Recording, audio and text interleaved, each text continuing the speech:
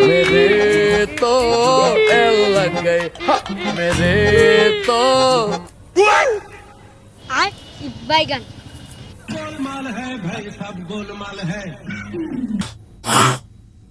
Thank you.